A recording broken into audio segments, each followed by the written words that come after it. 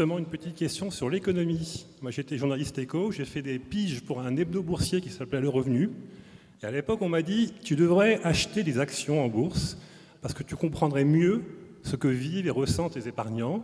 Et nous, chez nous, on encourage les journalistes à acheter des actions en bourse. C'est une façon d'être un peu en symbiose avec le lecteur. C'était l'époque où Le Revenu faisait la pub, la promotion pour Vivendi, France Télécom, en expliquant que c'était formidable que France Télécom claque 80 milliards d'euros pour acheter des entreprises partout dans le monde.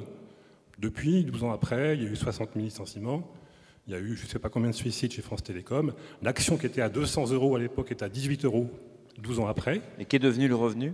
Et Le Revenu, il est toujours là.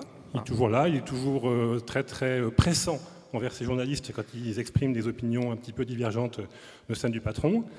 Et ma question, c'était donc pour Patrick Evenot. Tu disais, Patrick, que finalement, maintenant, ça va beaucoup mieux dans les rédactions, il y a autorégulation, le journalisme boursier.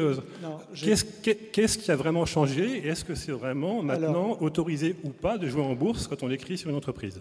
Alors, il y a deux réponses à faire. Premièrement, c'est ce que disait aussi Hubert Beuve-Méry.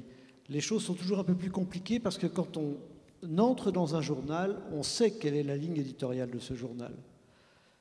Quand on entre au Revenu français, on sait comment ça fonctionne, que c'est le journal des tondeurs de coupons, comme on disait au XIXe siècle, des petits épargnants, etc., et qu'on essaye de guider et tout et tout. Bon, alors effectivement, il faudrait moraliser ce genre de presse. Je crois qu'il faudrait le faire.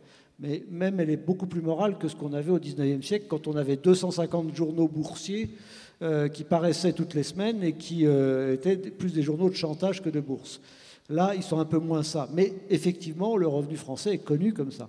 Je dis que dans les journaux, c'est l'Association des journalistes économiques et financiers. C'est, comment elle s'appelle cette association Fidéo, qui a été mis en place pour essayer de prévenir justement tous ces conflits d'intérêts. Je ne suis pas un bisounours, hein, je ne dis pas que tout est merveilleux, que tout va pour le mieux dans le meilleur des mondes possibles, mais simplement, il y a des efforts qui sont faits au niveau financier, c'est évident, dans les journaux sérieux.